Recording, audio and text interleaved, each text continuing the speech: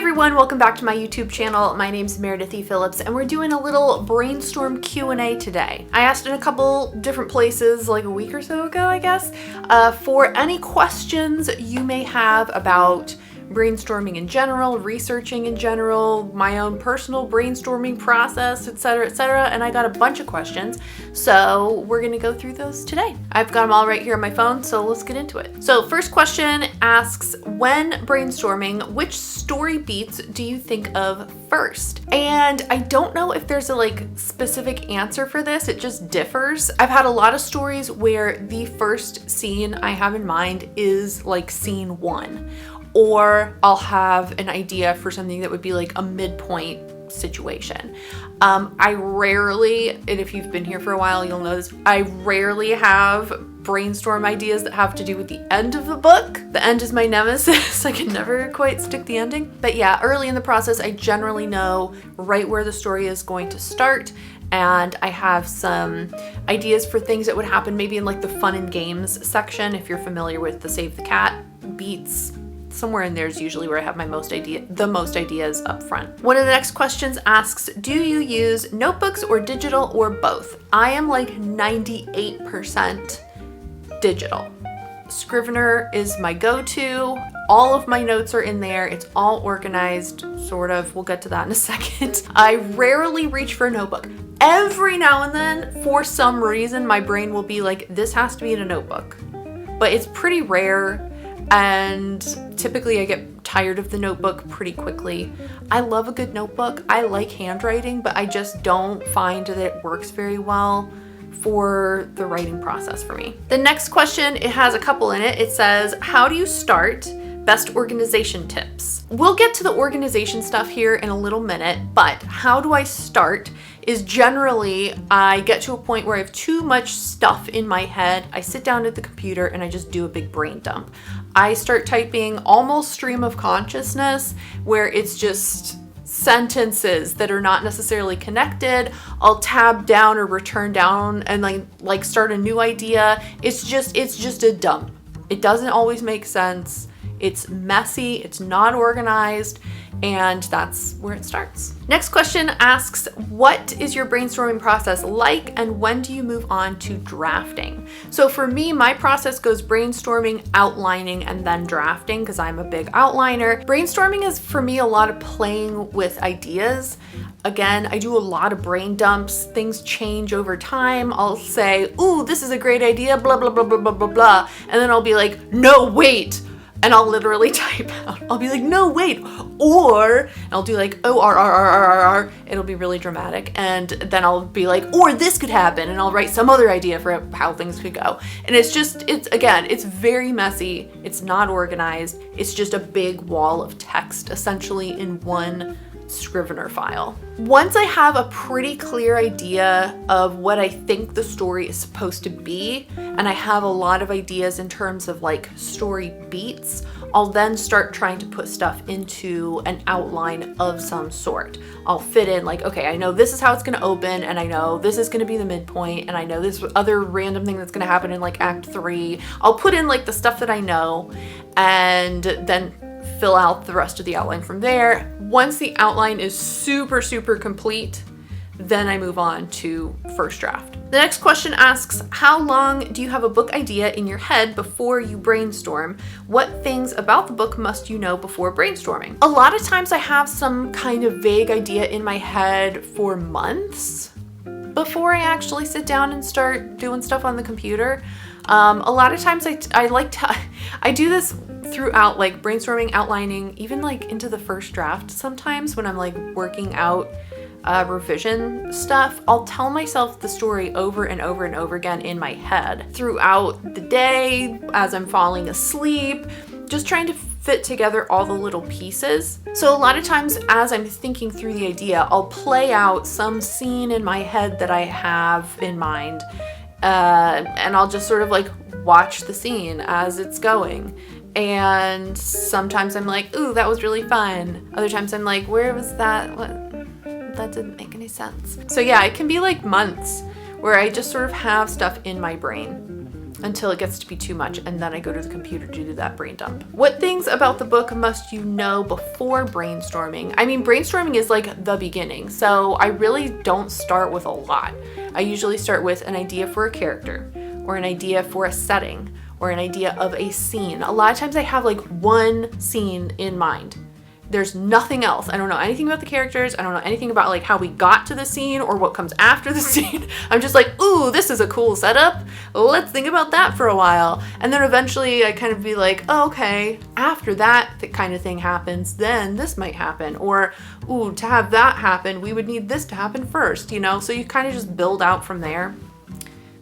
Brain is a wild place. Next question is, how do you decide which ideas to pursue and which to discard? I feel like I've been in this phase forever with my work in progress because I keep doubting myself on which ideas are good enough. This is interesting because I definitely have pieces of ideas I've written down and then just like kind of abandoned. I think for me, I'll have sometimes stuff in mind, or I'll even get to the point where I jot down some stuff in a Scrivener file somewhere, and then I just don't have any more ideas for it. It just kind of sits there and I'm like, that was fun. I don't know what to do with it though. And it just sort of sits. So for me, if I don't have a continuing thought, if I don't find myself coming back to the idea over and over again, like as I'm going about my day or whatever, then I just leave it, you know, and it kind of sits there. And I've gone back through different documents at times to see like, what was I thinking about here? And sometimes I'll be like, oh yeah, that was a fun idea. And then I still never think about it again. I think if an idea sticks with you where you're thinking about it constantly and you continue having like ideas off of the idea and it's, you know, expanding on page or in your brain or whatever, that would be something worth pursuing. You might have a cool idea for like a plot twist or a scene idea or a particular kind of character, but if you never have ideas that spiral out from there, I don't know what you would do with that.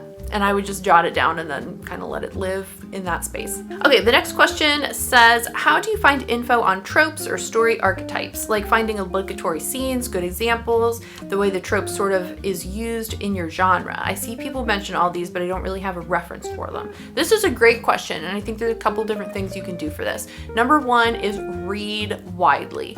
A lot of the information I have on tropes or how a story is generally set up and the types of scenes or beats you can expect to find is I've read a bunch of books in that genre, and so I know generally what to expect. If you're writing romance, I feel like the big go-to beat sheet for romance is Romancing the Beat by Gwen Hayes. Highly recommend this if you've never picked it up. If you're writing a romance, it's obviously very good for that. Even if you're writing like a fantasy or a mystery novel or some other kind of genre, but you have a romance subplot, that book would still be a great one to look through for a subplot, because a lot of times the subplot is still going to have a lot of the same beats as a romance novel. I know there's other beat sheets out there for other genres, mystery novels, fantasy novels, I guess. Is there like a beat sheet for fantasy novels? I guess so. I mean, that's just like Hero's Journey, right? There's different beat sheets. So I would check those out. And then again, with like obligatory scenes in a romance novel, there's several scenes where it's like, if you don't have this, there better be a good reason for it, because readers might be upset. So, I mean, like, it kind of depends on your heat level too, but generally a romance novel is going to have like a first kiss scene or an I love you scene, or definitely there needs to be a meet cute, which is where the two main love interest characters meet for the first time on page and the reader gets to see them for the first time on page together. So like you have to have that at some point, otherwise it's really not a romance. If they never meet, you can't have a romance. I think reading widely in the genre you write in is important too, especially when it comes to tropes, because there are definitely tropes can be difficult, because on the one hand, if you like a certain trope, you want to read that trope. It's the same trope every time. We don't care. We want to read it again. But you can kind of almost like go too far into the trope so that you turn it into a cliche. So, and it just depends, you know, different readers are different. For example, the one I feel like that is so divisive, that divides readers within romance is the only one bed trope, okay? Some readers read this and they're like, are they gonna go to an inn and surprise, surprise, there's only one bed available? Oh no, like that's so predictable. It's too cliche. I hate that. They're like rolling their eyes. Other readers eat it up. They're like, if they go to an inn and there's 2 beds available, I'm gonna be pissed. So like, you can't please everyone. And that one I think is like, it's pretty cliche at this point, but again, like some readers love that and they do not care. They want to read only one bed at the inn. They want to read it again in whatever context you will give it to them in. So you need to read enough to know, is this something that a lot of readers are going to find cliche? Or is this something that a lot of readers have seen a lot, but they still love it? So read widely and also like pay attention to what people are saying in reviews. Go to book reviews and see, do readers call out, oh my gosh, this reader said that he growled like 15,000 times in the book. I hate that. Like, see what people are saying about it. So really at the end of the day for this question, I feel like it's a lot of your own, research that takes place over time. Okay, next question. How would you suggest going back in and adding information you researched, know is important, but forgot to include in the first draft without shoving it in? This is a good question. I think it kind of depends on what the information is. If it's a little detail, that's usually pretty easy to change. If it's, I don't know. If it's like, oh my gosh, they wouldn't have used that kind of carriage for this journey. I need to change the kind of carriage. Like, that's easy. I'll just put in a different kind of carriage. But if you find information where it's like, oh, this whole aspect of the plot is completely like historically inaccurate, then you've got that's a big problem, honestly. It kind of depends on your attitude toward historical accuracy. Some authors just want historic flavor and they are willing to bend the rules. They're not gonna insist on everything being super accurate. And if they find something that's inaccurate, they might not care and they might just be like, this is the story. I don't care. If it was me and I went into my story and realized, oh my gosh, this literally could just never happen. It's so inaccurate. That I feel like I would have to rewrite it. I feel like I would have to re-outline whatever portion of the story was wrong and rewrite it, because that would annoy me and frustrate me and make me feel embarrassed that I didn't get it right. Next question. Do you continue to world build as you draft or go back and ask yourself questions? Do you keep a note stock, Bible, wiki, or do you just remember everything in your head? Well, if you do. No, I definitely don't remember everything in my head. I'll get to the organization stuff here in just a second. But do you continue to world build and as you draft? Absolutely. I can't tell you the number of times, and I know they say like not to do this. I do it anyway. I'll be in the middle of like a first draft and I'll get to some part where I'm like, oh my gosh, how did they do this thing in this time period? I'll stop writing and I'll go research it. I know in a first draft, it doesn't have to be correct. And it's usually some little detail that doesn't really matter, but it also matters a lot. And so I'll just stop writing and go research it until I figure it out. And then I'll come back and continue on with the scene. So yeah, I'm definitely still like finding little tidbits of information. It's usually smaller things, I'm not finding out giant new information that changes like the scope of the story, but I'll definitely pause to go do research and world building. Okay, next question. How do you turn off the good idea train when you're brainstorming, i.e. know when it's time to stop diving down the rabbit hole and start writing the damn book? That's a great question. I don't know if I have a good answer for you, unfortunately. Honestly, I think like at the stage I'm in like right now, it's just a water hose. I am water hosing this computer with all kinds of information. I'm finding information here and I'm finding information there and I'm putting it all in, I'm just throwing it all in this sheet. I don't care. It's just it's all going in there. A lot of it I will not use at all in the story. That's fine. Eventually, I find that instead of just grabbing all of the possible information that's available, I am narrowing my gaze in on one particular thing or a small cluster of things, and then that starts to prompt the scene ideas and story ideas, and then I'm creating scene ideas, and then it kind of goes from there more into the outlining phase. So when I find myself getting way far from what the story was like originally supposed to be, I try to rein myself in. Am I doing that right now? No, I'm not. I'm just letting myself research and have a good time. Okay, so there were also a bunch of questions in here about like, how do you organize all of this brainstorming stuff? And you might think because of that spreadsheet video I posted a week or two ago that I'm super organized, and I hate to break it to you, but I am not. So I'll show you my base document that I have for historical romance. It's pretty embarrassing, honestly. I really should have this more organized than it is, but what are you gonna do? Let me show you. Okay, so here we are in the very final version of Rogue's Guide, which is the book that I'm going to be querying very soon. Stay tuned for another Queering Chronicles book. But this is how I have everything organized. We have draft 1 of the story right here. This is just all of the original draft 1 stuff. But before I get to all the drafts, I have all of this mess in here. I have story notes, which is a lot. So I don't even know where to start with this. Some of this, like I said, it's so messy. It's so messy.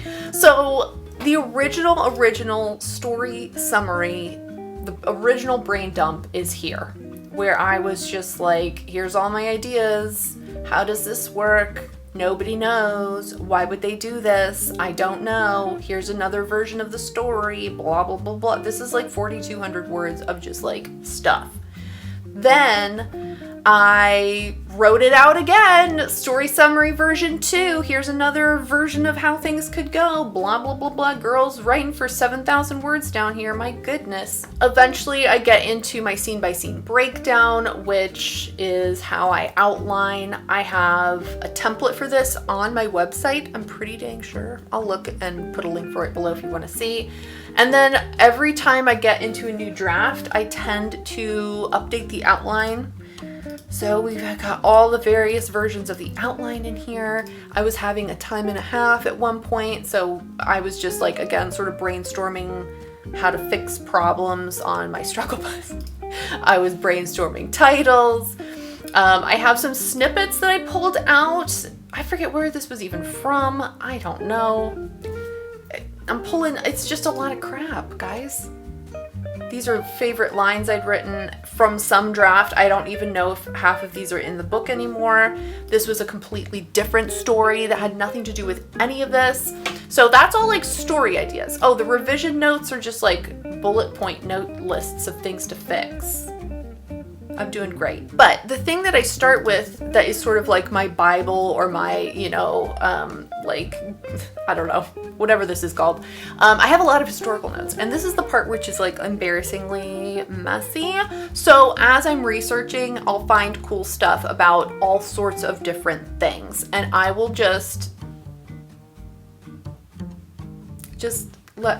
leave me alone. I will just cut and paste the URL. Now, some of these, like, okay, harvest time in Regency England, that's that's obvious what that is. Corn dollies, I know what that is. Other times I'll paste pictures in here, but look at this. Regency architecture, why did I put this in here? I don't know what I found there. I really need to work on like labeling stuff, or putting more like screenshots of things in here so it's a little easier for me to go through. So anyway, I found a floor plan for Ackerman's. I was very excited. Newspaper clippings. Hello, the inside of the opera house. Like we just put a lot of stuff in here, okay? It's just a bunch of cut and paste. That's it. I have general dates for things, governesses, laws, maps and locations, military stuff, money, mourning rituals, other, which is super helpful. This one I actually, because it's other, it's a little more organized. Why did I need so many things about horses? I don't know. We've got our prostitution ladies. Oh, if you want some absolutely wild reading, highly recommend looking up Harris's list of Covent Garden ladies. They describe all of the ladies. What kind of good time are you looking for? Do you want the most upfront description of what these ladies look like? It was a booklet that was distributed. Like you paid, it was, anyway, all right. My last book had a ton to do with the Royal Academy exhibition, so I had a crap ton of stuff in here about that. Titles! If you write historical romance set in England, pretty much like, this changes a little bit over time, but it's very similar as you go through the centuries. Lord so-and-so, how do you address a duke? If you're a widow of a second son of a duke, blah, blah, blah, blah, what are you called? Like, oh my gosh, it gets really complicated. So I have all the information here about that. What was the weather like? Whites, I have pictures of the interior. Anyway, this section here with all of my lovely historical notes. When I'm starting a new story set in Regency England, I will simply copy this whole section and paste it into a new Scrivener file. So as I've gone through the first book I queried, and now this current book I'm querying, and now this new project, this historical notes section has expanded. I've added to it over time, obviously. And so each book, it just gets bigger and bigger. And so that's the main part of like what I'm referencing and adding to as time goes on. I also have details in here about my characters. Oh, this is a lot, guys. This is a lot. If you stick around for the next couple months, we'll get to this with this new project, or you can go back to last year's vlogs and look at all of the time I spent messing with the character details. I had to know his best friends. What do they look like? What's their deal? Information on the families, minor characters like the butler. I had a master timeline for not one, but 2 series. Titles. We have to make sure the titles are correct. Also, I have a list of just names to pick from. You'll see more of that shortly. Story ideas for other stories that no, I am not supposed to be writing yet. More story ideas. Okay, so that is the non-organization of my Scrivener document. I don't know if that's super helpful, but that's what it currently is. So I hope that was helpful or interesting or whatever. If you want to see in real time me going through the brainstorming, outlining process, there's vlogs from last year, and we're right at the beginning. We're right at the beginning of the brainstorming and the researching and all of the planning that goes into these books, and you can follow along with the journey. If you have other questions about brainstorming, outlining, researching, etc., let me know. I'd be happy to answer. But for now, if you liked this video, give it a thumbs up, and if you haven't already, you can click the subscribe button. I usually post videos on Fridays. This one was a one-off special one. You're welcome. It's on it should be posted on Tuesday. Well, I'm gonna try. Thank you so much for watching. I hope you have a great rest of your day, and I will see you next time. Bye.